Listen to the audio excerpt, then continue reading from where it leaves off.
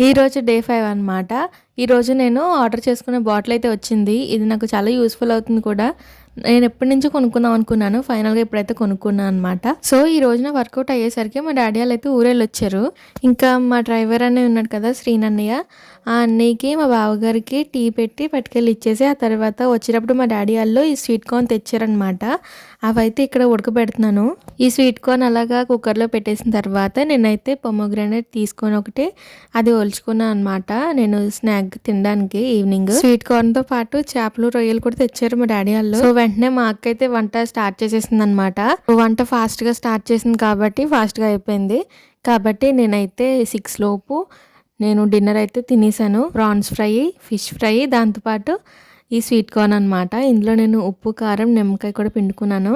చాలా చాలా బాగున్నాయి మొత్తం అన్నీ కూడా. అసలు అలా ఆ కాంబినేషన్ తినొచ్చో లేదో కూడా నాకు తెలీదు. బట్ అవన్నీ కూడా ఇష్టం కాబట్టి తినేసాను. అసలు నేను డైటింగ్ స్టార్ట్ చేసి 5 డేస్ అవుతుందంటేనే నాకు నమ్మాలనిపించట్లేదు. ఎందుకంటే నేను స్టార్ట్ చేసిన ప్రతిసారి డే 3కి క్విట్ అయిపోయేదాన్ని. కానీ ఈసారి మాత్రం చెప్పాను కదా చాలా గట్టిగా చేద్దామని అనుకున్నాను. సో, ఇదన్నమాట. మళ్ళా డే 6లో కలుద్దాం. ఓకేనా? ఇంకా ఈ 30 డేస్ జర్నీ చూడాలంటే ఛానల్‌ని సబ్స్క్రైబ్ చేయండి.